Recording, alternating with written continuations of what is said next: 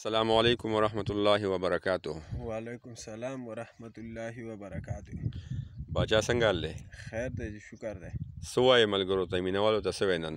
یاره مینوالو ته به نن دا ووایم که نه چې نن د جمعې مبارکه ورځ ده او یو درود پاک دی، دا به ورته ووایم مینوالو، په خپله هم ووایي او نورو سره هم شیر کوي، ملګرو سره او لایک کوي او کمنټونه ورته وکوي او زموږ دا چینل چې دی دا هم سبسکرایب کوي. درود شریف دا دی: اللهم صل علی محمد نبی الامی وعلى آله وسلم تسلیما.